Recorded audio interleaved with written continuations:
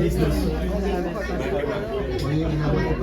Estos micrófonos son inalámbricos, hasta abajo está apagado, luego en medio el botón está encendido, pero en silencio, y hasta arriba ya está funcionando.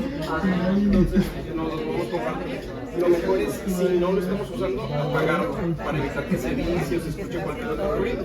Y ya cuando vayamos a dar uso de la voz, a encenderlo. Y esto también se lo podemos compartir a la audiencia si hay preguntas o comentarios.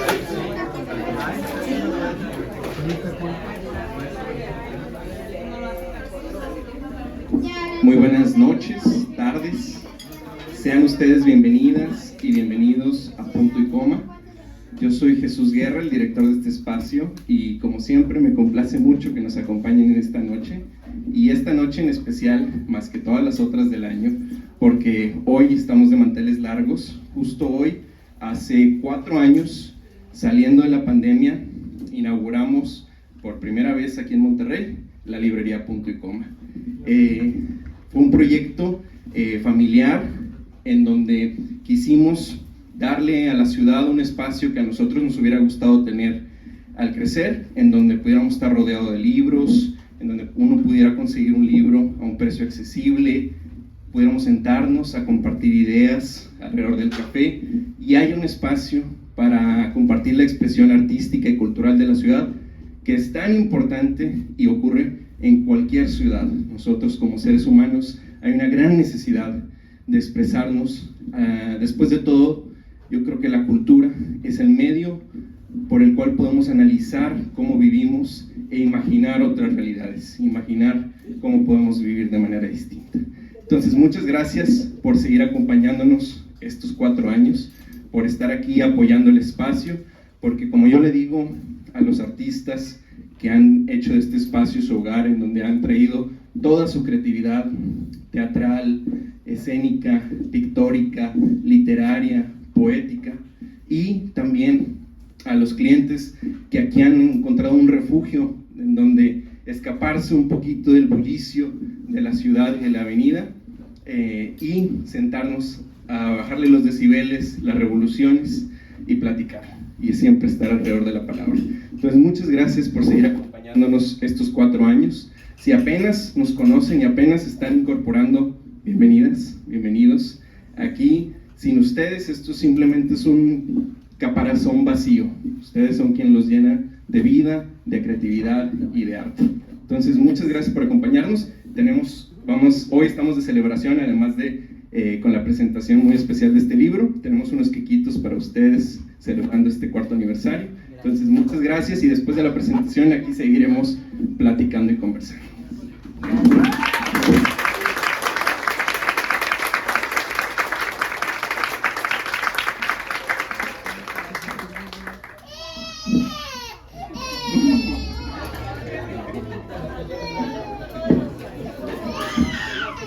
Fue demasiada la emoción. A mí también me lleva el llanto.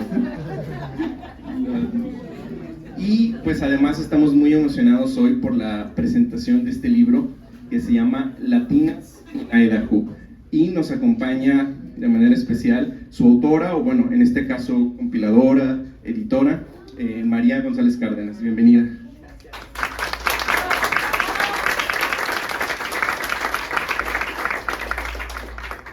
También con nosotros para platicar de este libro nos acompaña pues la promotora cultural y me atrevo a decir íntima amiga de este espacio, María Belmonte. Bienvenida.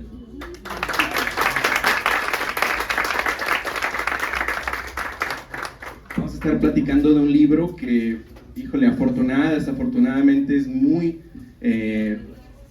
relevante el día de hoy, si es que han estado siguiendo las noticias, el tema de la migración y de nuestros hermanos y hermanas allá buscando su vida en otras partes del mundo. Entonces, pues creo que va a ser un diálogo muy interesante. Entonces, muchas gracias por acompañarnos y por seguir apoyando la cultura y las artes. Los dejo con nuestras 2 presentadoras. Gracias.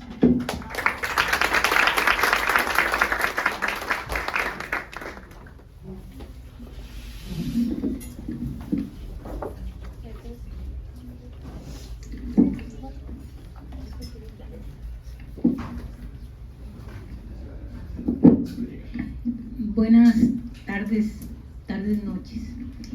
Agradezco mucho la oportunidad de presentar el libro Nosotras, Latinas en Idaho, de la autoría de la compilación de María González Cárdenas. Muchas gracias, María. Particularmente a Elisa Marroquín, quien me acercó a este libro. Muchas gracias, Elisa. Y bueno, y a Punto y Coma, ni más ni menos, que es un espacio librero tan indispensable en esta ciudad y que se ha hecho necesario en estos 4 años. Jesús Guerra, felicidades por tanto trabajo.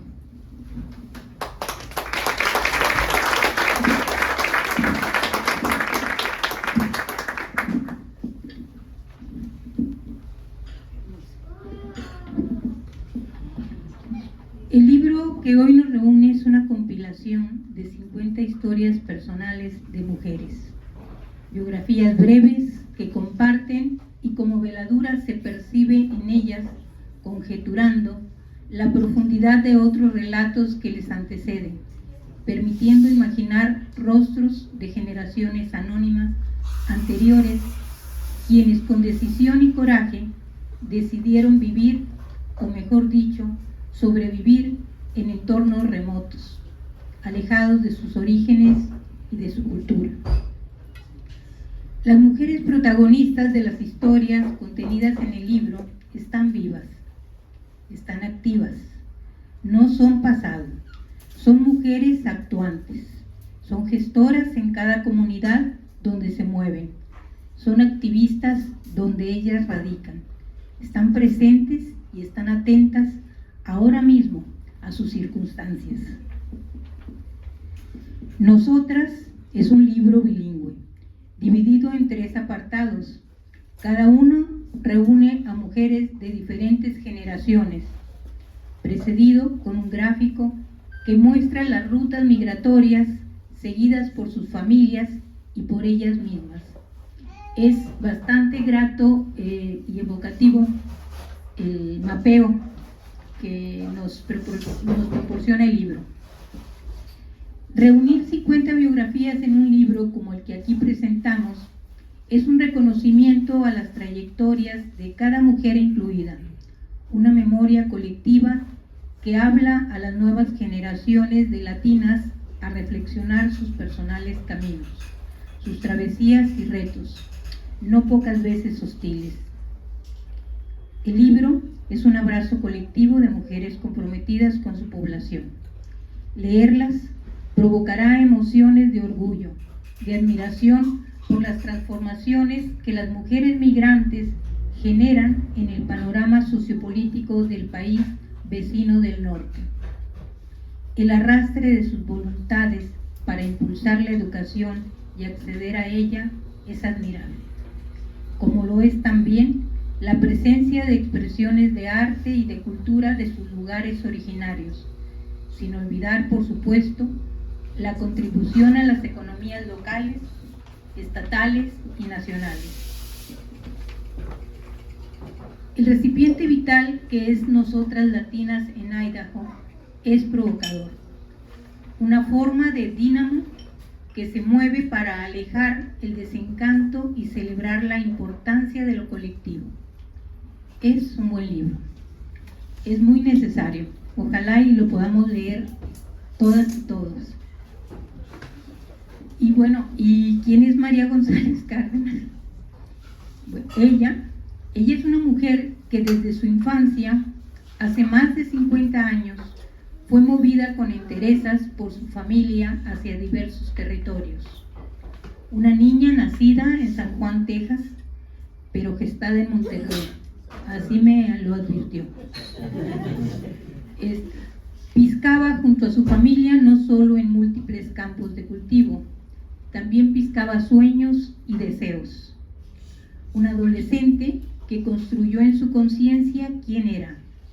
Mujer mexicoamericana perteneciente a la comunidad latina de Idaho. María es una luchadora social, una defensora de los derechos de los y las trabajadoras agrícolas. Además, maestra universitaria, orientadora, consejera de jóvenes que pretenden continuar con sus estudios universitarios. Ella es una política activa en los congresos locales, una animadora del voto latino. María González Cárdenas es licenciada en Educación Primaria con especialización multicultural bilingüe. Es maestra en Administración de Empresas por la Universidad Estatal de Boise. María ahora es editora y autora junto a Emily Walkie del libro Nosotras Latinas en Idaho. Les invito a leer el libro. Les invito a contribuir al trabajo de las comunidades latinas en Estados Unidos y a su educación. Les invito a conocer esa red de empatías precedida por la autora, de quien hallaremos su historia entretejida de solidaridades, una manta de hermandad y esfuerzo constantes, siempre en colectivo. El prefacio advierte sobre el libro. Es una expresión de gran amor y compromiso, destacando sus dos metas: celebrar las trayectorias de las mujeres increíbles que las cuentan e inspirar a la próxima generación de latinas para que sigan sus propios caminos. María González Cárdenas es una mujer poderosa y está aquí con nosotros. Muchas gracias, María. Gracias.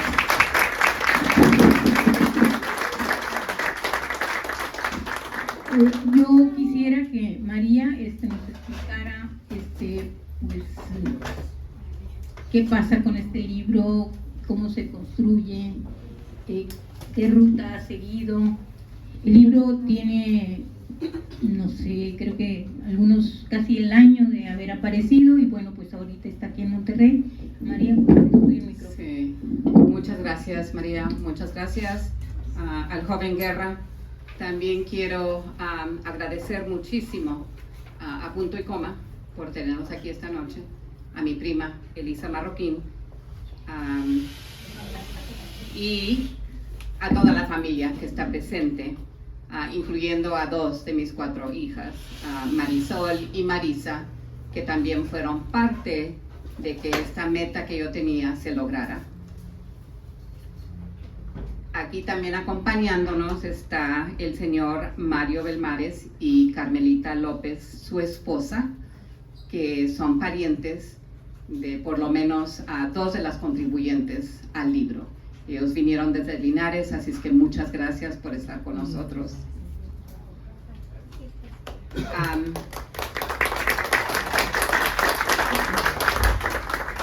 La pregunta de por qué el libro, y como dijo María, ¿verdad?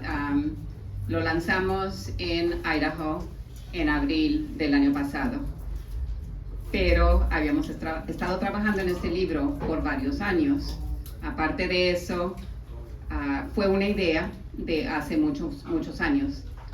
Una de las cosas que sucedió en Idaho, y no sé cuántos, aparte de mi familia, sabe alguna cosa o 2 o 3 de Idaho, o que tengan familiares aparte de Mario y Carmelita en el estado de Idaho.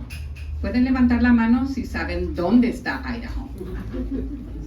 Ok, Marisa sí sabe porque es de Chicago, José sabe. Hay algunos pocos que saben. Por lo general, en nuestro país, cuando decimos Idaho, nos confunden que somos o Ohio o Iowa. Mucha gente, aún en los Estados Unidos, no sabe dónde está Idaho. Entonces, cuando he venido a México, menos, ¿verdad? Porque está muy lejos. Yo tuve el privilegio de estudiar en la universidad en Morelia hace muchos años, y cuando hablábamos de Idaho, definitivamente en Morelia no sabían en esos años, aunque mucha de la gente mexicana en Idaho es del estado de Michoacán. Lo que es único de Idaho, ¿verdad? Estamos muy cerca de la frontera de Canadá. Lo otro que es único de Idaho es de que la población de todo el estado es apenitas, un poquito arriba de 2 millones de habitantes, ¿verdad? Entonces es un estado con la población que es baja. Otra de las cosas que es única de Idaho es de que la minoría más grande somos los de ascendencia latinoamericana, pero el 86% de esos somos de ascendencia mexicana, que lo hace muy único. La otra cosa de Idaho es que la mayoría de la población se encuentra en lo que se considera el Valle del Tesoro. En el Valle del Tesoro hay 2 condados, el condado de Ada, donde Boise, la capital, está ubicada. Enseguida de ese condado es el condado de Canyon, que es en el condado donde mis hijas fueron a la escuela, donde yo vivo ahora la mayor parte del año. Pero la diferencia entre Boise, una ciudad grande, urbana, y grande tiene poquito alrededor de 500,000 de habitantes, ¿ok? Y es muy urbano, muy sofisticado, y en parte porque hay unas empresas grandes, Hewlett Packard y Micron. Pero el condado de Canyon, porque la industria principal en Idaho es la agricultura. Entonces el condado de Canyon es donde alto porcentaje de gente latina, 40% básicamente entre la ciudad de Caldwell, la ciudad de Nampa, donde mis hijas crecieron y fueron a la escuela. Como mencioné, la industria principal es agricultura. Quizás ustedes que saben, ¿verdad?, la historia mexicana también, el programa de braceros, que estuvo, ¿verdad?, vigente entre el 1942 y el 1964, llevó muchos trabajadores mexicanos al estado de Idaho. Y desafortunadamente hubo costumbres que los agricultores, que los granjeros, los rancheros, tuvieron con respecto a la gente mexicana. Entonces, una de las razones principales para este libro, que la idea se formó hace muchos años como parte de Mujeres Unidas de Idaho, eran 2 cosas. La principal era de hablar de lo que contribuimos en Idaho, porque hay esta mentalidad, ¿verdad?, de que la gente entra al estado, al país, para quitarle algo a alguien, que no es cierto, ¿verdad? Y las contribuciones que damos económicamente, políticamente, etcétera, etcétera, son muchísimas. Entonces, era lo que yo quería hacer, era educar, informar, y es la razón que está en inglés y en español el libro. En inglés, para que los que dominan, la población que domina, lo puedan leer y puedan ver lo que se ha contribuido. La segunda, ¿verdad?, era para inspirar a niñas de ascendencia mexicana, y fui muy, ¿cómo quiero decir?, discriminatoria, ¿verdad?, en ese aspecto, porque sí tenemos algunos hondureños, guatemaltecos, venezolanos, pero el 86% somos mexicanos, y quería concentrarme en eso. También hubo muchas opiniones, porque la idea era mujeres. ¿Y por qué mujeres? Porque muchas veces a las mujeres no resaltan en muchos de los logros. También estamos en las sombras a veces acerca de eso. Y el trabajo que hacemos las mujeres, los hombres reciben el crédito. Entonces, por eso era la idea de las mujeres, para el poder de las mujeres. Y cuando estábamos a punto de empezar el trabajo en el libro, que fue a finales de 2021, algunos decían, pero incluye a todos, hombres y mujeres, María, a todos los latinos, ¿verdad? Que era una buena idea. También algunos decían, incluye nada más a los jóvenes, ¿verdad? Que también era buena idea, pero decidí ir con la idea principal, mujeres. Pero lo bonito, como dijo María, es de que son 3 generaciones básicamente de mujeres que están incluidas. Elegimos el método del siglo XX latinoamericano en forma de testimonio. Yo no quería que yo fuera la que eligiera qué palabras iba a incluir de qué mujer, ¿verdad? Entonces lo hicimos en formato de testimonio, para que fueran las palabras de las mujeres. Además, queríamos que lo que contribuyeran lo pudieran hacer en inglés o en español, si se sentían más a gusto, ¿verdad? Cuando yo, como dijo María, ¿verdad? Porque mi mamá siempre decía yo de chica y de adolescente, yo fui hecha en México. Y como sabemos, lo hecho en México está bien hecho. Y mi mamá siempre decía, ay, mija, tú estás loca. Y también, ¿verdad? Porque he trabajado con el gobierno del estado de Idaho, he trabajado con el gobierno federal, como dijo María, estuve en la Universidad de Boise, que es la más grande en el estado. Y cada que tengo la oportunidad, ¿verdad? Hablo, ¿verdad? De que superiores somos como mexicanos y nuestras raíces, especialmente raíces indígenas, de lo cual estoy muy orgullosa.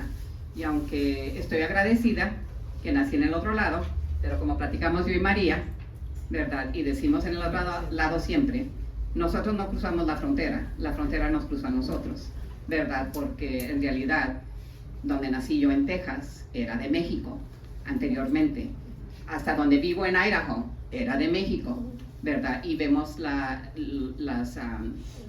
indicaciones de que se habló español primero después de las lenguas indígenas en Idaho, porque tenemos una ciudad, Oro Fino, ¿verdad? Tenemos otro lugar que se llama Alturas, y vemos indicaciones de que hubo español. Esos son nada más 2 ejemplos de lo que es en Idaho.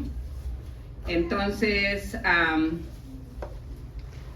el lema mía, como muchos que me conocen, el lema mía desde muy chica ha sido que saber es poder, ¿verdad? Cuando sabemos más, podemos más. La cuestión de inmigración o de migración es una muy importante. Mi madre, nacida en Monterrey, y por eso era muy importante para mí, ¿verdad?, presentar aquí en Monterrey. Y le agradezco a Elisa, a María, a Punto y Coma, de que pudimos lograr eso y hacerlo aquí, porque es muy importante por mi mamá. Y si ven la copia del libro, una de las personas a quien está dedicado el libro es a mi mamá, de la que aprendí mucho, especialmente, aunque mi español no es tan perfecto como el de ustedes, de que hablar español y hablar inglés era muy importante. En el otro lado, ¿verdad? Educación es el gran igualador, y siempre he creído eso, de que cuando sabemos, tenemos más poder. Y también la otra cosa que Elisa quería que estuviera segura yo de incluir, y como le comenté a Norma y a Marisa aquí enfrente, cuando compran el libro, el dinero no va para mí, no va para Emily Wakefield. El dinero todo se está donando a la Fundación de Becas Latinas de Idaho, específicamente para jovencitas que van a seguir sus carreras universitarias. Es para lo que se está usando el dinero, que es una buena causa, muy buena causa. María me pidió. Diga. Sí. Lo otro, como ya explicó ella, ¿verdad? Son 3 generaciones de mujeres. La primera parte son mujeres de la época mía. Y la segunda parte son mujeres 30, 40 años. La tercera parte son de mujeres menores de 30. Muchas de ellas todavía están estudiando. Muchas de ellas maestrías, doctorados, derechos, y siguen estudiando. María me pidió, ¿verdad?, de que para motivarlos, de que de verdad quieren tener este libro en sus manos, me pidió que leera algunas partes del libro para ustedes, ¿ok? Entonces es lo que voy a hacer. Las primeras dos, y van a ser nada más partes breves, ¿verdad? Para que tengan un sabor de qué es lo que está. Y quiero empezar, incluí a Julia Belmares de Ortiz, y ella y su esposo. Esto es lo que es significativo de ellos.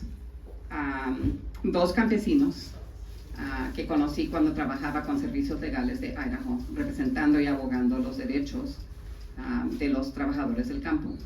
Era lo que hacíamos. Íbamos a los campamentos donde había vivienda para este tipo de trabajador, para darles información, que supieran sus derechos. Si alguien estaba maltratándolos, entonces demandar a esos rancheros, a esos agricultores. Y me encantaba hacer ese trabajo.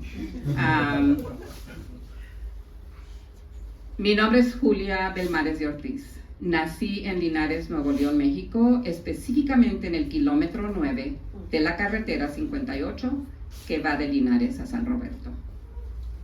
Con respecto a la familia, estuvimos muy cerca de la familia. Ya después crecimos y mis hermanas y yo salimos a trabajar de niñeras en la ciudad de Monterrey, que es la capital de Nuevo León. Yo tenía como 15 años cuando salí de mi casa a trabajar. Es difícil porque estaba en casas ajenas, pero cuando estás joven no te da cuidado. Mis hermanas, mi hermano único y yo seguimos igual como la familia de mi mamá. En familia procuramos estar al tanto el uno del otro. Entonces, cuando me casé, me tocó estar retirada de la familia. Y esa es una parte muy difícil que nunca me pasó por la mente, estar retirada de mi familia. Pero así fue. Yo siempre los tengo en mis pensamientos y siempre estoy pidiéndole a Dios y deseándoles a ellos todo lo mejor. Ahora que ya no están mis papás, pues con más ganas. Entonces quiero pasar de esa parte primera a la segunda parte por ahorita, para compartir lo que su hija, Anabel Ortiz Chaboya, contribuyó. Lo que es especial de Anabel, en un aspecto, como mencioné, mi mamá fue nacida, criada aquí en Monterrey, Nuevo León. Mi hermano mayor, que acaba de fallecer el día después de que lanzamos el libro, también nacido y sus primeros cuantos meses aquí en Monterrey.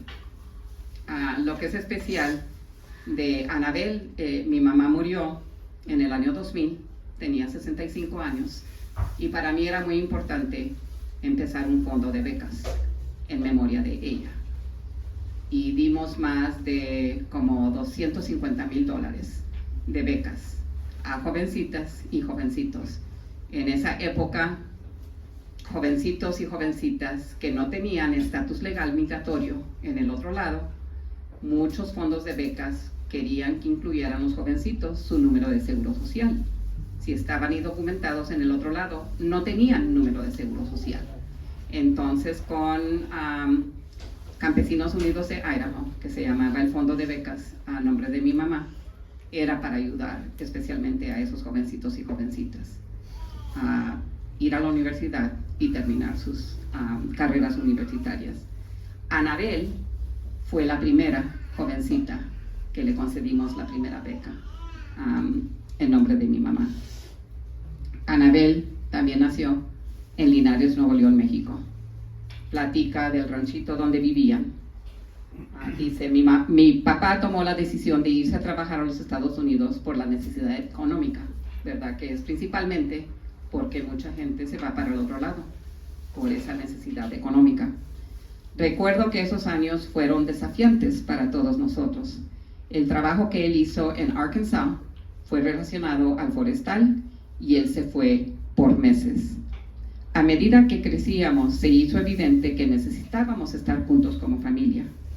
e intentar tener estabilidad financiera.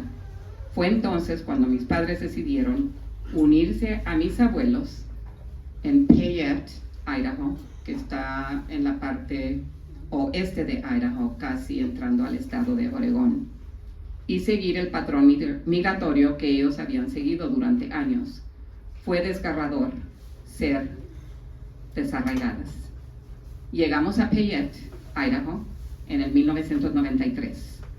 Me sentí fuera de lugar, y aunque estábamos con la familia, enfrentábamos dificultades mientras nos adaptábamos a la vida en los Estados Unidos. Vivíamos en una cabaña en el Payette Labor Camp, que era el campo o el campamento de trabajadores agrícolas en Payette. Y mis padres trabajaban muchas horas en los campos.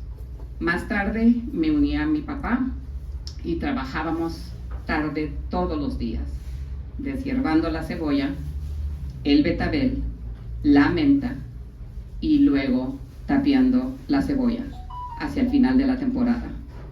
Todo fue un trabajo verdaderamente agotador. Papá me decía que quería que yo experimentara esto para que pudiera decidir el camino que seguiría en la vida. Podría quedarme a su lado haciendo trabajo arduo o podría obtener una educación y hacer algo que yo podía disfrutar. Fue entonces que supe que quería hacer algo para enorgullecer a mis padres y honrar los sacrificios que hicieron y continuaron haciendo. Entonces ella obtiene su licenciatura en educación, obtiene su maestría y dice: Anabel, siempre me ha gustado aprender, así es que seguí yendo a la escuela, obtuve una maestría y una licencia de administradora. En el 2008 salí del aula para ser subdirectora y he sido la directora de los programas federales para el Distrito Escolar de Ontario, que también es en el estado de Oregón, pero bien cerquitita de Payette, Idaho.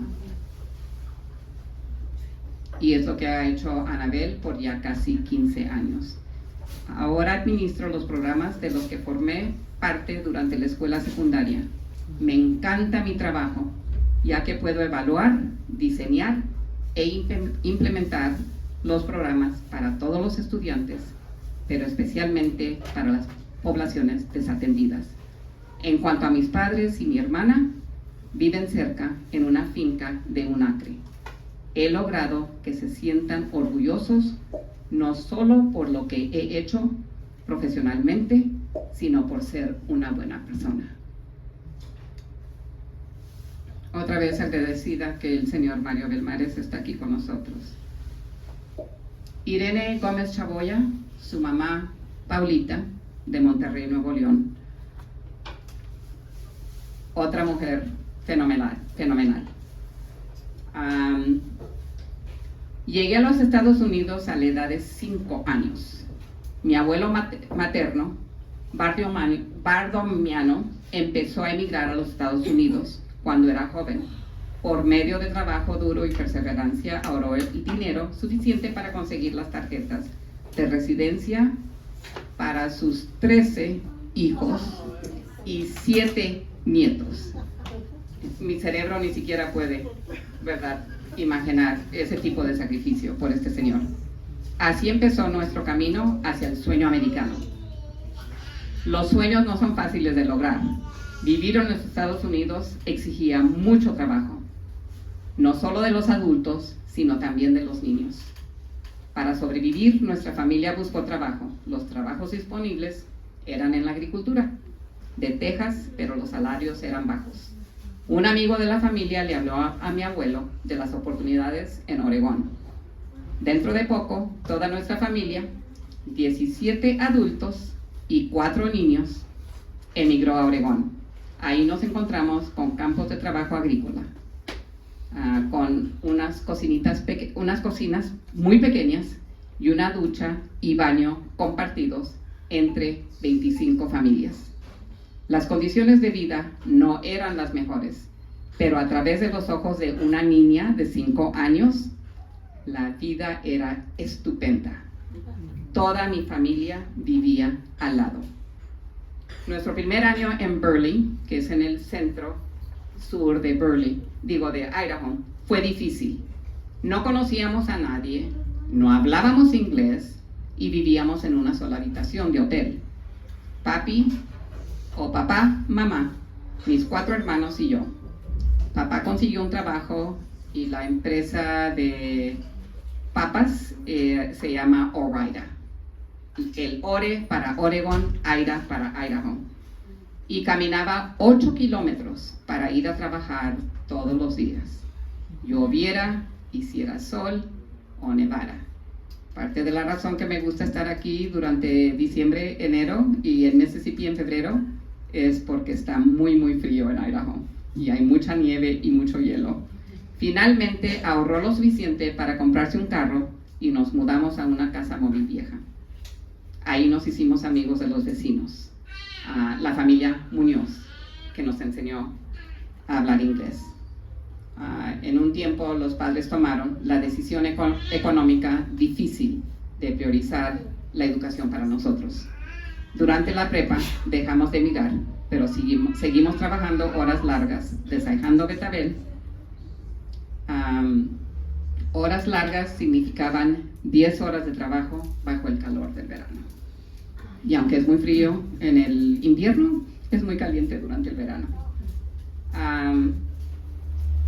Irene pasa a decir, ¿verdad? Porque ella también tiene su licenciatura, tiene su maestría. En 1996 empecé un nuevo trabajo que apreciaba, directora de educación de migrantes del estado de Idaho. Como estudiante migrante que fui, comprendía las luchas de los estudiantes migrantes. Fue un honor profundo formar parte del Comité de Trabajo para la Educación Hispana. Este comité hizo recomendaciones sobre cómo cerrar la brecha de logro y graduación entre los estudiantes hispanos y otros estudiantes.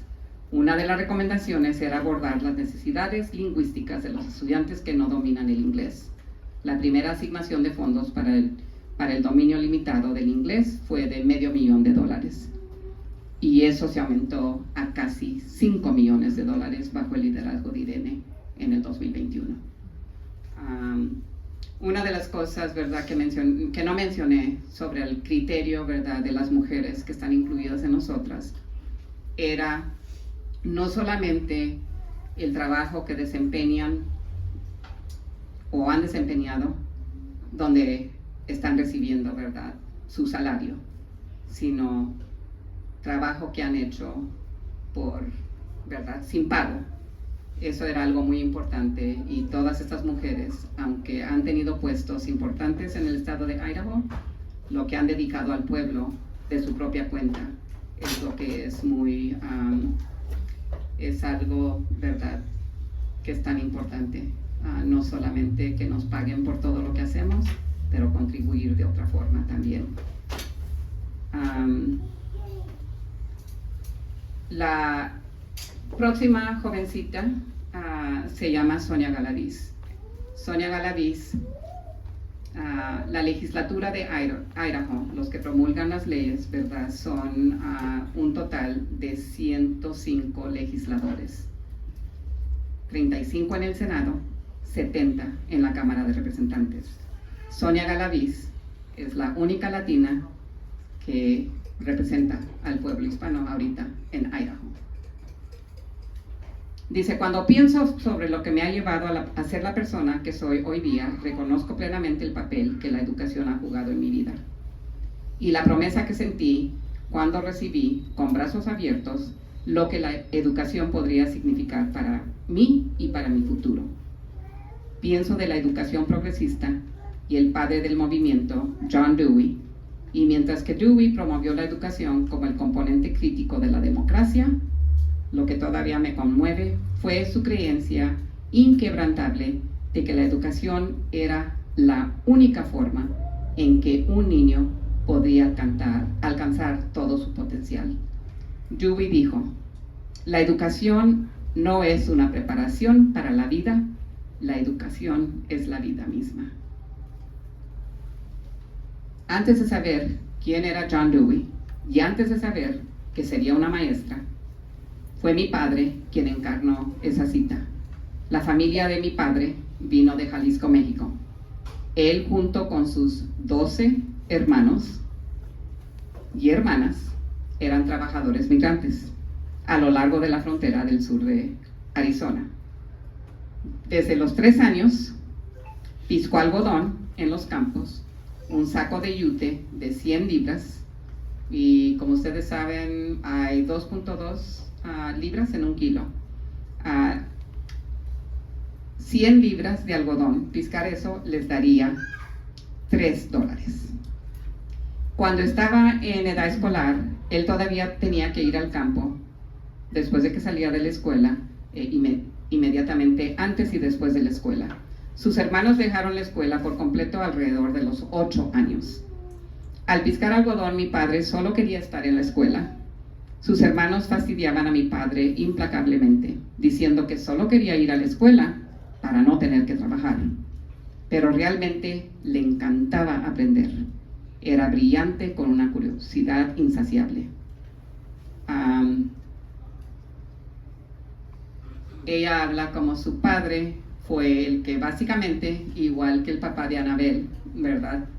Vas a ir a hacer este trabajo difícil, porque no quiero que dediques tu vida a ese trabajo difícil. Quiero que estudies y que hagas algo diferente. Dice, durante mi licenciatura, mi maestría y mi doctorado, porque es la doctora Sonia Galaviz, tuve que seguir volviendo a mi por qué y lo que todo esto significa para mí, mis hijos y mi familia. Fui hasta el final de mi educación porque pude.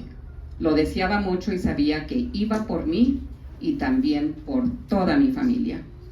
Mi propia hija terminó su licenciatura hace un par de primaveras pasadas.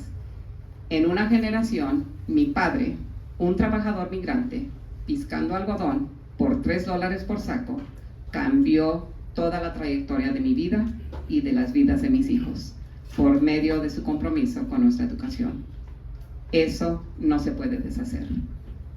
Y otra vez, ella es la única legisladora, es maestra, pero también es legisladora, y es la única latina en toda la legislatura de Idaho.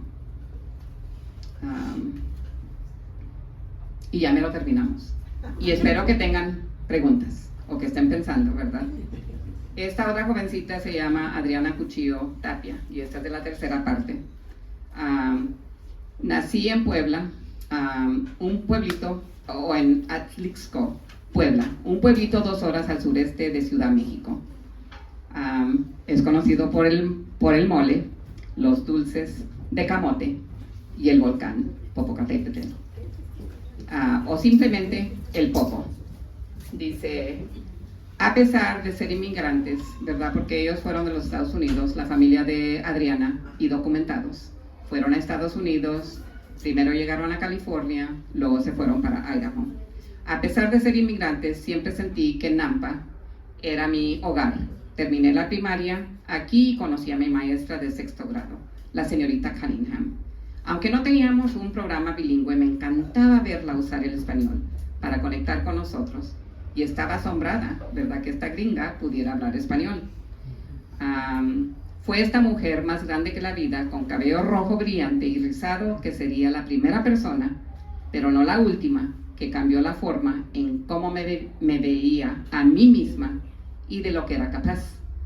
Crecí sabiendo que era, en comillas, ilegal, y que mi familia no era bien recibida por muchos, y aunque sabía que obtener una educación iba a ser casi imposible, también sabía que de alguna manera terminaría en un salón de clases. Mi familia siguió trabajando en el campo, haciendo todo desde la espiga, que es con el maíz, ¿verdad?, sacarle la espiga, piscando cerezas en el verano, sembrando zanahorias durante lo que hubieran sido mis vacaciones de la primavera. Mi mamá sigue haciendo este trabajo hasta el día de hoy, y aunque es un trabajo honorable y vital, yo sabía desde el momento que puse un pie en los surcos que no era donde yo debería de estar. Después de esperar por más de 10 años, por fin nos enteramos de que mi familia, parte de ellos, de todos modos, estaba en el proceso de recibir sus permisos de residencia. En mi último año de la secundaria, una compañera de clase me dio una copia de la solicitud para una beca del programa migrante de Boise State y guardé esa copia por 2 años. Mientras tanto, trabajaba por más de 60 horas a la semana como camarera, técnica, médica, ahorrando todo lo que podía para el día cuando por fin pudiera ir a la universidad. En el otoño del 2011, ahí estaba yo en algo llamado el retiro de camp, por sus siglas, con 20 y tantos otros estudiantes universitarios de primera generación. Sigue a platicar de lo que ha hecho en la comunidad con el pueblo inmigrante y con el pueblo agrícola. Y la última, porque yo sé que tienes preguntas y ustedes también van a tener preguntas. La última es una jovencita que ahorita está en su 2º año de Escuela de Derechos en Nueva York. Ella también creció en California cuando hubo la recesión del 2007-2008.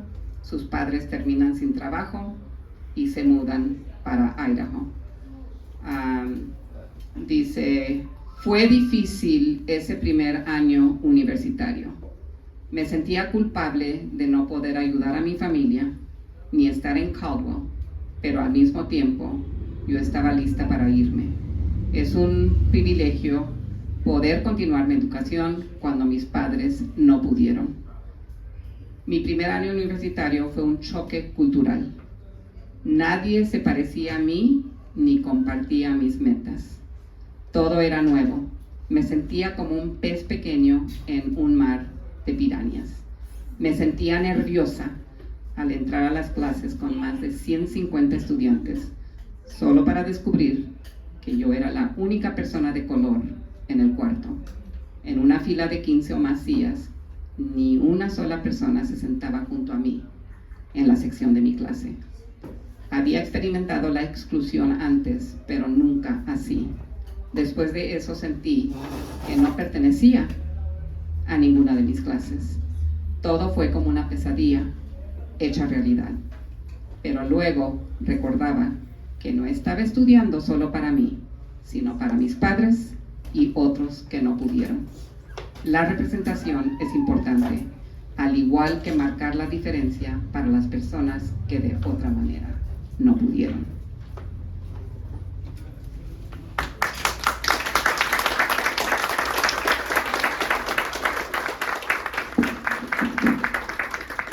Muchas gracias, María. Pues yo tengo muchas preguntas, ¿verdad? Pero yo considero que aquí el auditorio, nuestra parroquia, tendrá, creo que más preguntas que vale la pena escuchar y que tú nos contestes, ¿no? Sí, y que vamos a pasar el micrófono si gustan. Sí. Sí. ¿Alguna pregunta o algún comentario? Tania. Sí. Se los paso.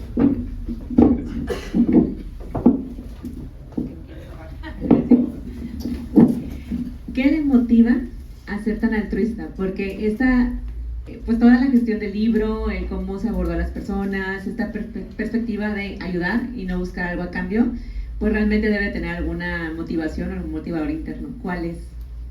Sí, el suyo, ¿verdad? Sí. No, yo pienso, Tania, en parte fue el ejemplo de mi mamá, de ayudar a los demás, pero también fue el ejemplo de mi mamá, ¿verdad? Cuando hubo una situación, ¿verdad? Porque no platiqué mucho, aunque lo mencionó brevemente a María. Yo, la primera memoria que tengo, así como una de las historias aquí, ¿verdad? Tenía 3 o 4 años. en un campo de algodón, ¿verdad? Y ayudando en lo que podíamos, mi hermano mayor y yo, a mis padres. Eso es lo que recuerdo. Tuve parte de la razón que amo a Monterrey es porque de pequeña, después de primer grado, segundo, tercero, pude venir a Monterrey todo el verano con mi abuela materna. Y así como una de las partes que leí, ¿verdad? Pidiendo, ¿verdad? Cuando íbamos a la labor, por favor, llueve, llueve, llueve, ¿verdad? Para no tener que ir a trabajar. Esos 3 veranos yo pude disfrutar mi infancia, ser niña, jugar con mi abuela materna, con mi tía Gaby, con mi tía Maruca, mis primos. Eso me encantó. Pero después de ese año, que mi último verano en Monterrey, tuvimos que empezar a movernos, ¿verdad? Siguiendo los trabajos para tener dinero, para mantener a la familia. Fuimos al estado de Illinois. Mencioné a mi hija Marisa. Ella estudió en la Universidad de Chicago recientemente, es abogada en Chicago.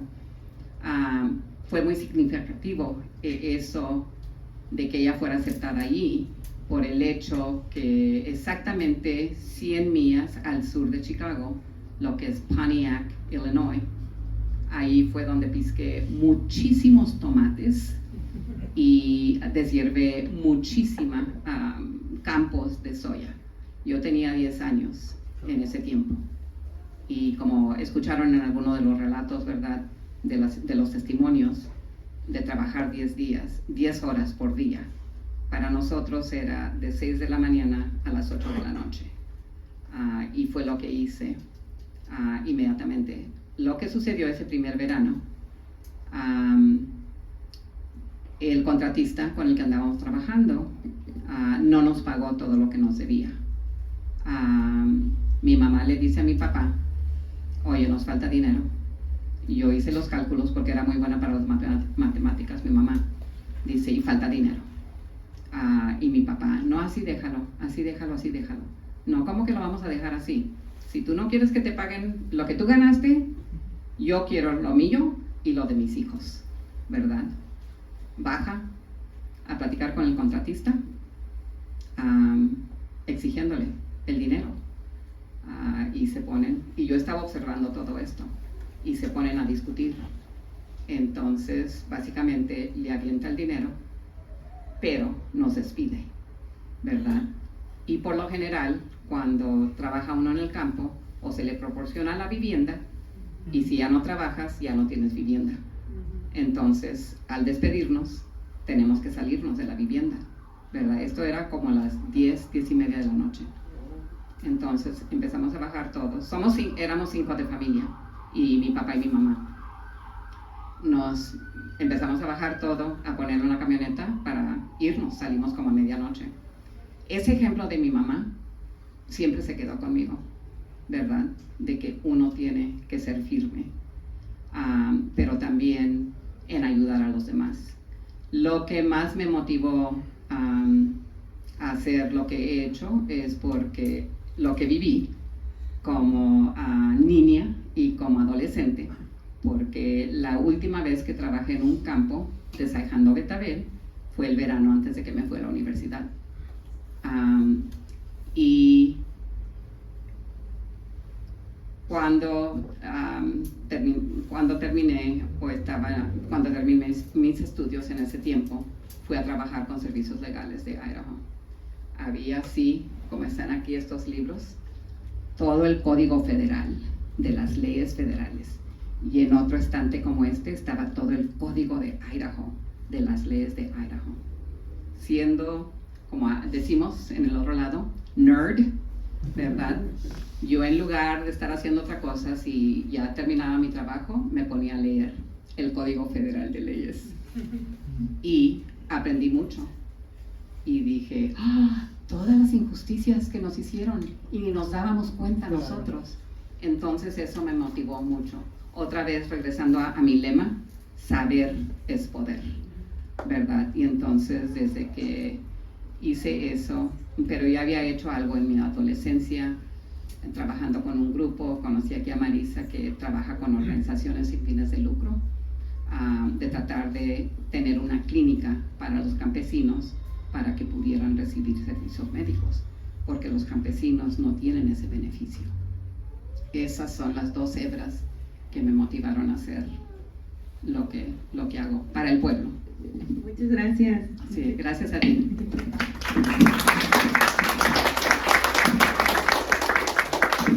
¿Alguien más que desee preguntar? Creo que hay muchas cosas que...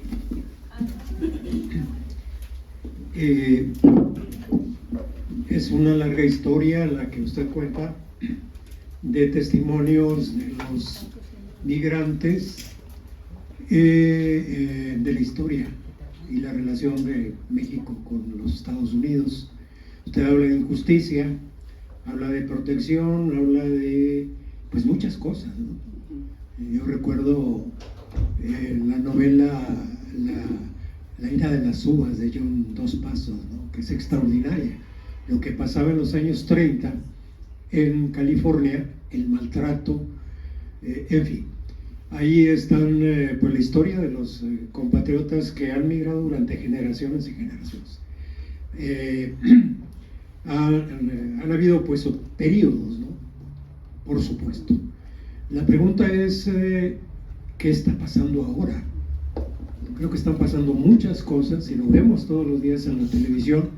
Y cómo están respondiendo ustedes que tienen, hablo de quien tiene el acceso a la universidad, en derecho, en protección, en sociología, en fin, Sí. como usted misma lo Sí. menciona, que es su experiencia, pero también de muchos otros, la mayoría que no tienen esta formación, sin embargo que los vemos perseguidos, los vemos con miedo, los vemos en lo que está pasando ahora mismo. Sí. Lo que pasó en Minneapolis con esta norteamericana que hacía un trabajo, por cierto, también de protección, y me entero que hoy asesinaron Otra persona. a un médico o a un enfermero o algo así que también tenía una vocación de ayuda. Sí. ¿Qué está pasando y cómo se están organizando los latinos y las otras minorías que también van en la política actual sobre ellos? Sí. Esa es la pregunta que le hago. Sí, muy buena pregunta, y no son cosas desafortunadamente del pasado. Han seguido, han continuado. Un ejemplo del que platicamos yo y María en Idaho y que mencioné brevemente, ¿verdad? El programa Bracero, de que hubo mucha injusticia para los trabajadores mexicanos en esa época. Idaho fue el único estado norteamericano del cual el gobierno mexicano sacó a los trabajadores de ahí, porque era horrible lo que le estaban haciendo. Y la cosa es que muchos se quedaron impuestos a seguir haciendo lo mismo. Es lo mismo en el sur de los Estados Unidos, ¿verdad? Con la esclavitud. Todavía hay mucha mentalidad de esa forma. Lo que se está haciendo, y sabemos, ¿verdad?, con esta administración, ahorita la democracia de los Estados Unidos americanos está en peligro. Es tan simple así. Lo están diciendo senadores y representantes de la Cámara en el Congreso en Washington, D.C., de lo que está sucediendo. Y el Congreso es el que necesita ponerle la rienda a la administración. Desafortunadamente, el Tribunal Supremo, la Suprema Corte, ¿verdad?, ha dado decisiones malísimas en este último año. Sonia Sotomayor, ¿verdad?, es la que está, ¿verdad?, oponiéndose a algunas cosas. La otra mujer en la Suprema Corte también se está oponiendo. 2 mujeres, ¿verdad? El poder está en la gente. Esta administración se está concentrando en lo que se consideran los estados azules. Estados azules, por eso elegí la silla azul, el Partido Democrático, en lugar del conservador republicano.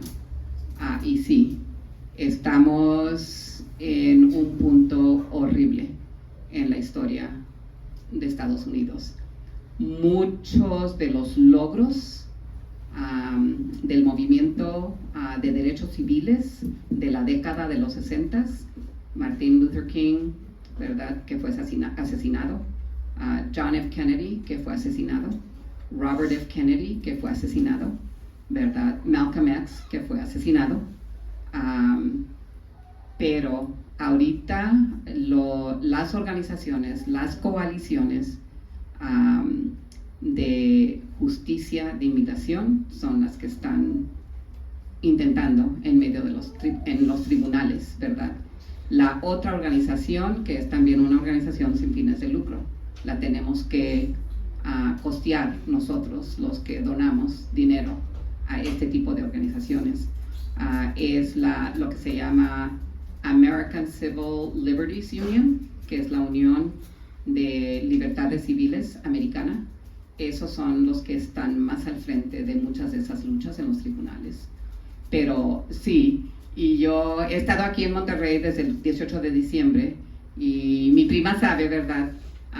He estado haciendo trabajo, pero también he estado escribiendo a los congresistas, a mis dos senadores federales, porque cada estado tiene 2 senadores, Idaho tiene 2. Como mencioné, la población es pequeña, tenemos 2 representantes en la Cámara. Y les he estado escribiendo, igual que en la legislatura, ¿verdad? Mencionó María, ¿verdad?, que he dirigido el proyecto de voto latino en Idaho.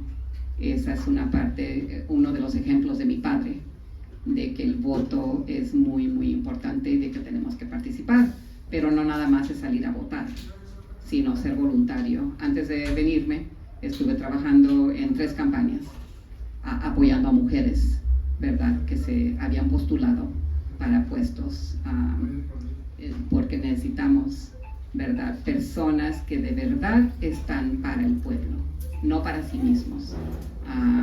Pero sí, es muy buena pregunta y espero que pude contestar una hebrita de lo que preguntó.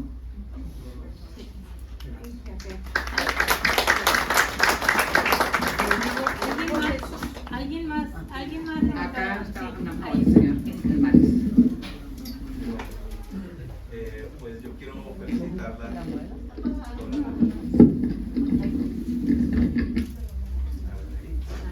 Hasta arriba, Mario. Sí. Yo quiero felicitarla por su libro, por la labor que hizo de recopilar las historias de las familias migrantes. Nosotros como familiares de ellos, pues hemos seguido su vida, hemos tenido la nostalgia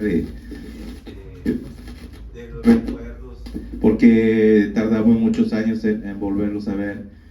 Y esto que leí de mi hermana y de mi sobrina, pues yo recuerdo tantas cosas de cuando ellas estaban aquí, y he visto cómo mi sobrina se ha superado gracias a las becas o a los beneficios que ha obtenido de las labores que ha gestionado usted, y veo cómo ella también ahora está ayudando, y eso nos llena de orgullo a toda la familia.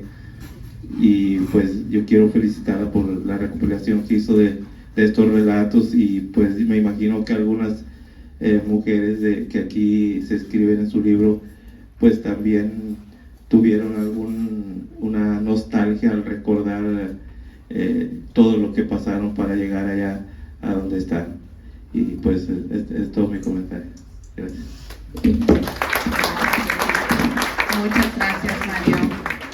Sí, y una de las cosas de por qué son tan especiales el señor Manuel Ortiz, su esposa Julia Belmares de Ortiz y su hija Anabel Ortiz Chaboya.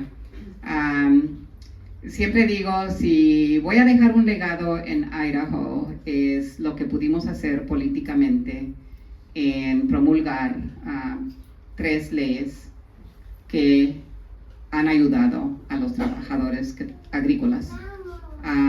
Siempre estoy agradecida al señor Ortiz. Señora Ortiz, si leen todo, porque nada más leí parte. Una de sus hijas, tienen 2 hijas, una tiene una discapacidad que requiere mucho cuidado para ella. Una de las leyes, y estaba yo embarazada con Marisa, que está aquí en el público, y el médico quería que tuviera la niña en cierto día. Bueno, yo iba a tener a Joaquín, pero resultó que es Marisa. Y le dije a mi médico, le dije, no puedo, mañana no puedo. Ay, María, ¿qué andas haciendo esta vez? Pero estábamos iniciando, poquito antes de que nació Marisa, de que la ley de Idaho de sueldo mínimo incluyera a los trabajadores agrícolas, porque la ley excluía a ese grupo de trabajadores. Entonces, en esa época, los trabajadores podían estar ganando 50 centavos la hora, $1.50. Era lo que estaban ganando algunos, 75. Y no había nada que se pudiera hacer porque no estaban incluidos en la ley estatal de sueldo mínimo. Idaho, desafortunadamente, tiene el mismo sueldo mínimo federal. Oregón y Washington, que son estados azules, tienen un sueldo mínimo estatal que es el doble, por lo menos, de lo que es el federal. Pero en Idaho es el federal. Pero de menos, al incluir a los trabajadores agrícolas en esa ley, aseguraría que no les pagaran 50 centavos la hora o $1.50 la hora. Y eso es el señor Ortiz y Julia, porque andábamos recaudando firmas para presentarle a la legislatura. Había muchas organizaciones sin fines de lucro con personal que también andaban ayudando, pero esa pareja recaudó más firmas de trabajadores agrícolas que todas las organizaciones que tenían personal trabajando, y con sus niñas chicas y una enfermita. Y siempre voy a estar agradecida porque se logró ese triunfo con personas humildes, trabajadoras, con muy poco, pero dieron lo que pudieron y fue muy significativo en ese triunfo de incluir a los trabajadores agrícolas en la ley estatal de sueldo mínimo de Idaho. Gracias.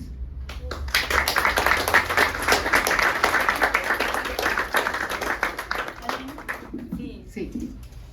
Hola, bueno, felicidades por el libro y por la iniciativa, por la causa. Gracias. No, quisiera empezar respondiendo una pregunta que antes, cuando nos interpelaste tímidamente, temía a que me hicieras pasar al frente para responder y no. Cuando nos preguntaste si conocíamos Idaho, y entonces no conozco Idaho, pero sé de Idaho por dos cosas. Y esas dos cosas se relacionan luego con la pregunta que me hiciste. Conozco a Idaho porque tuve un compañero de trabajo aquí en el Tecnológico de Monterrey que venía de Boise, se llamaba Thomas Hopkins, un personaje que se conecta por la otra razón por la que conozco, o sé, mejor dicho, de Idaho. Y un tipo muy atípico para lo que suponemos que es el Tecnológico de Monterrey, o sea, muy contestatario. Y conozco a Idaho también por la migración vasca en Idaho, porque he estado estudiando cosas de la diáspora y ese es un centro importante de migración vasca. Va la conexión ahora con Thomas Hopkins, que cuando llego al Tecnológico de Monterrey, lo primero que veo yo de fuera, sin conocer absolutamente nada, lo primero que veo en la cristalera de su oficina era un cartel que, si hubiese estado eso en España, hubiese merecido 10 años de cárcel por la ley antiterrorista, porque era un cartel que era de Euskal Presoak Etxera, es decir, que reclamaba a los presos vascos en las cárceles vascas, digamos, contra la política de dispersión. Entonces, ahí se conectan las dos cosas de vascos y Thomas Hopkins y Idaho. Y entonces, la pregunta que te tengo, luego de esta anécdota, es ¿cómo son las relaciones interétnicas? Es decir, porque yo la historia que conozco de los vascos puede ser en sus orígenes semejante a lo que tú relatas, que también efectivamente me hacía acordar a Steinbeck y los vagabundos de la cosecha y las uvas de la ira. Las historias que yo conozco, que son historias de pastores, básicamente, es de esas mismas durezas, y sin embargo ahora me represento como encarnando lo blanco frente a lo latino. Entonces, no sé si tienes noticias de estas relaciones, no sé si de vascos o de otras colectividades, digamos, de migraciones anteriores con las más frescas, digamos, actuales. Sí, gracias. Muy buena pregunta. Y sí, hay una población significativa de vascos, especialmente en la capital, lo que es Boise. Lo otro significativo, ¿verdad?, de los vascos en Idaho es de que la mayoría de ellos son del Partido Republicano, ¿verdad?, que tienen dinero. Tienen su centro cultural vasco en el mero centro de Boise. Por muchos años, el secretario del Estado, el que tiene que ver, ¿verdad?, con las elecciones, con los notarios públicos, con las empresas, todo era Pete Senarusa, vasco, ¿verdad? Y después de él fue Ben Isurza, vasco también. Aunque el pueblo es pequeño de vascos, y esto es lo que es interesante en el otro lado, ¿verdad? Si son unos poquitos, el grupo que domina, ¿verdad?, no les preocupa. Cuando los números empiezan a aumentar, cuando uno está educado, cuando uno empieza a tener una empresa que produce $3 millones, ¿verdad?, por año, en el pasado, 6, 8, 9, ahora. Entonces, ¿verdad?, nos van a quitar el poder, ¿verdad? Y son muchos. Entonces es cuando empieza lo que decimos el pushback, ¿verdad? Ay, no estamos tan a gusto que ustedes estén aquí. Es lo que he visto yo con los vascos. Efectivamente, la hermana de Ben Isurza fue secretaria mía cuando trabajaba con el estado de Idaho yo. Pero Eli y Marisa, porque fue a Boise High School, conoce a Eli Isurza, pero ella era muy diferente de pensamiento. Ella se alineaba más con los mexicanos que con los vascos. Habla muy buen español, ¿verdad? Cuando dejó gobierno estatal, fue a ser maestra de español en la mejor high school del estado de Idaho, que es la Boise High School. Hay la tendencia de ser muy progresista. Ahorita que hubo la marcha de lo que está sucediendo en Minneapolis, ¿cuáles eran los estudiantes que estaban marchando con el pueblo? Los estudiantes de la high school de Boise, ¿verdad? Eran como 150 que entraron en eso, por lo que está pasando, que hay mucho, ¿verdad? Todos quieren, algunos quieren que se elimine, ¿verdad?, la patrulla de inmigración y lo que están haciendo ahorita. Pero sí, eso es lo que es. Sí hay una presencia de vascos, pero el número es muy pequeño. En Idaho, hablando de pastores, ese es un punto muy importante, porque ahorita los pastores, porque es como vinieron los vascos a Idaho, ¿verdad?, hace muchos años como pastores, pero recientemente, en las últimas 2 o 3 décadas, son pastores de Perú. Y definitivamente es un grupo que ha sido muy maltratado y condiciones horribles. Sí, pero eso desafortunadamente, porque son peruanos, ¿verdad?, personas más indígenas, de que hay mucha injusticia para ellos. ¿Le ayudó eso un poquito? Mucho. Gracias.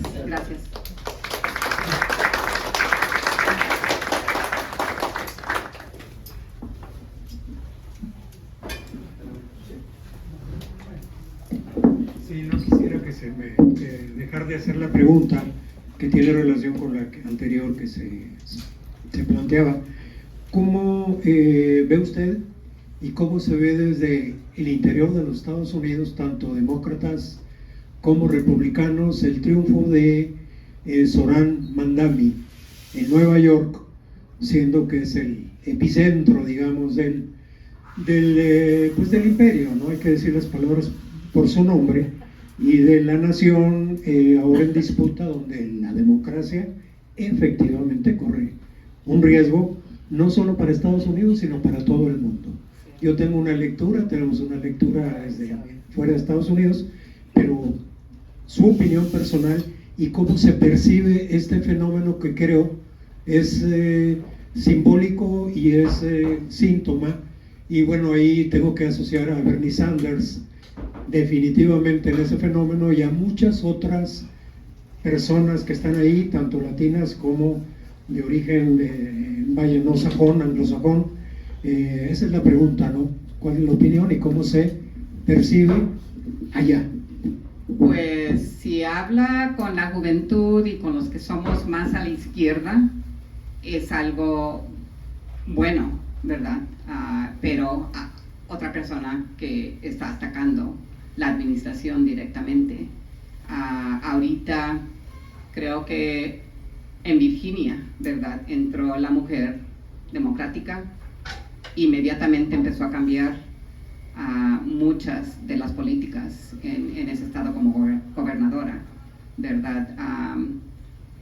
Y esperamos de que por esos triunfos, precisamente Mississippi ganó a alguien demócrata, ¿verdad?, por primera vez, porque Mississippi tiene la tendencia, pero estamos viendo cambios en ese aspecto. Se llegan las elecciones de medio ciclo, pero la preocupación es si va a cambiar este presidente, si le permite el Congreso, porque muchas de las cosas que está haciendo ni siquiera está yendo con el Congreso. Hay temor de que las elecciones quizás no va a ser algo bueno, ¿verdad? Ahora en mayo y luego en noviembre. Pero está la posibilidad de cambiar, pero otra vez todo va a depender del pueblo. Pero eso y ese triunfo en Nueva York es algo positivo. De la perspectiva mía como casi izquierdista, ¿verdad? Pero sí, es lo que tengo que decir.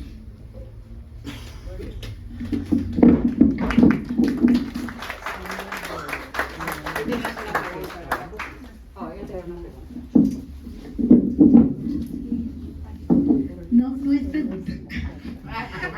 Quiero expresar algo de lo que siento, porque ahorita estoy muchos sentimientos tengo en mi cabeza, en mi corazón. María Guadalupe es mi prima hermana. Con ella viví muchas experiencias en la infancia, en la adolescencia, en la juventud, pero algo que ya le he comentado yo a ella y que quiero expresarles también a ustedes: cuando ellos venían a visitarnos, como lo dijo ella hace rato, ¿verdad?, venía a los veranos, para nosotros era una alegría tan grande desde niños, pero nosotros pensábamos y sentíamos que eran los parientes ricos. Nosotros somos hijos de un obrero. Mi papá trabajó toda la vida en una empresa de aquí de Monterrey, ¿verdad?, vidriera, cristalería, así las conocen, ¿verdad? Entonces toda su vida fue obrero. Y pues sí teníamos una casita de material, de las mismas que daba la empresa, pero pues no éramos así muy solventes. Mi abuelita, con la que María estuvo unos veranos, vivía en un tejabán muy pobre era ella.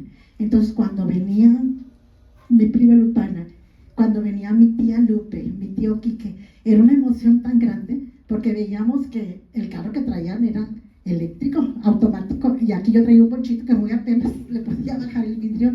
Eran cosas hermosas. Hasta hace poco, algunos años, que ya empezó, gracias a los medios de comunicación, que pudimos de nuevo contactarnos, ¿verdad?, porque mucho tiempo nos perdimos. Me enteré de todo lo que pasó ellos. De verdad, yo no tenía idea. Cuando venían cada año, ¿verdad? Hasta ahora ya que platicamos, mi prima y yo, todo lo que sufrieron, de veras. Y para mí es un testimonio muy grande y yo me siento bien orgullosa. Fui orgullosa de ser su prima, casi su hermana, porque vivimos muchas cosas de niñas, de jóvenes, de adolescentes, muchísimas experiencias. Me siento muy orgullosa, me siento de verdad muy emocionada de tenerla en mi vida, en mi familia, y yo sé que Dios la ha bendecido bastante porque ese corazón que tiene es muy grande y Dios le ha dado todas las armas para hacer todo lo que está haciendo. Dios te bendiga, prima, ya sabes que te queremos mucho.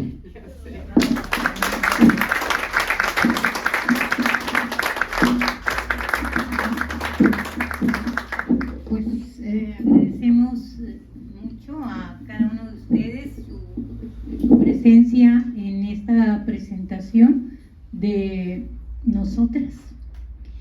Y gracias, María, por tantas cosas que nos has dicho, tantas cosas que has aclarado. Lo que acaba de decir tu prima es una generalidad de repente que se piensa de las personas que viven en Estados Unidos, de los migrantes, pero bueno, atrás hay historias que tenemos que conocer.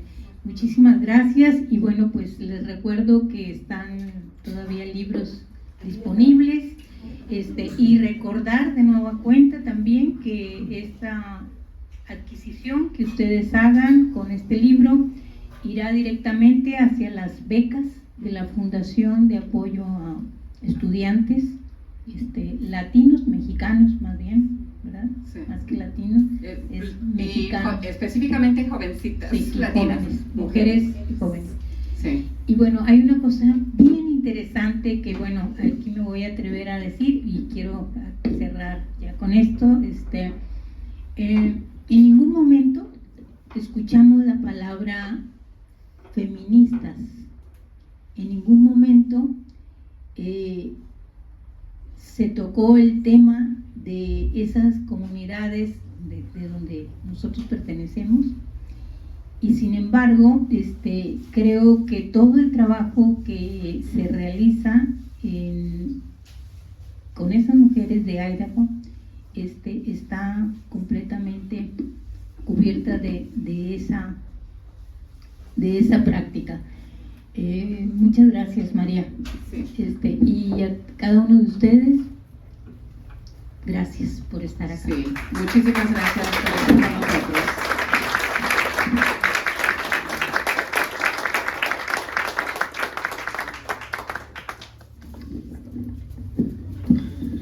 Bueno, muchísimas gracias a la autora María González Cárdenas, un gusto tenerla aquí en nuestro auditorio. María Benítez, siempre también un gusto platicar con ustedes, a ustedes por acompañarnos. Me parece muy apropiado para que estemos teniendo estos diálogos, ya ni siquiera aquí en Monterrey, en Nuevo León, sino cruzando fronteras. Los invitamos a la otra programación que tenemos aquí en Punto y Coma por el aniversario, por nuestro cuarto aniversario. Mañana vamos a tener, se une a la temática en el auditorio a las 2 de la tarde una proyección de cortometrajes. Nos acompaña el director Saúl Escobedo, originario de aquí de Monterrey, pero quien dirige allá en California, en Oxnard, California, un taller de cine en el Teatro de las Américas, donde se hace cine en español en Estados Unidos. Entonces nos va a estar acompañando mañana a las 2 aquí abajo en el auditorio, proyectando 3 cortometrajes, y vamos a estar platicando con él sobre esta producción que hicieron allá y ahora nos lo traen hasta acá a Monterrey. Entonces los invitamos a seguir las redes sociales de Punto y Coma, donde seguimos con esta agenda cultural y vamos comenzando en este 2026. Y por último, pues sí estamos festejando, pero también se me pasó mencionarlo al inicio, muchos aquí estamos recordando a nuestro amigo Luis Lauro Garza Hinojosa, quien recientemente esta semana pasó a mejor vida, y pues me gustaría dedicarle un minutito de silencio, recordarlo aquí, y después vamos a estar aquí conviviendo, los seguimos invitando aquí en la cafetería para seguir platicando, que tengan su libro y su quequito también de aniversario. Entonces, les dedicamos ese minutito y muchas gracias.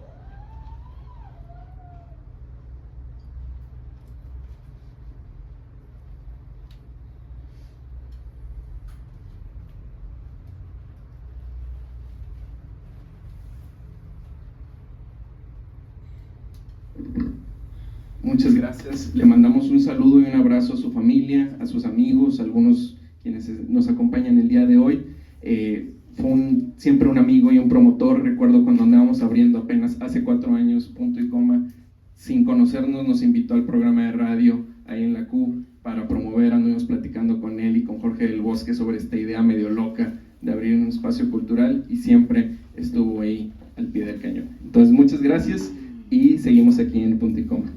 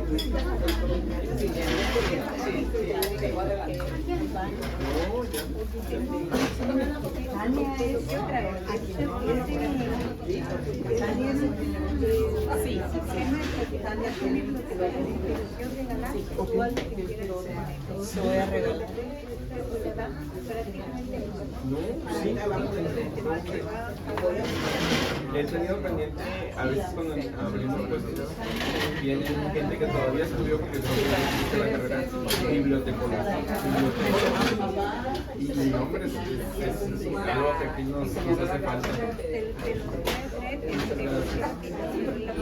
Sí. Adelante.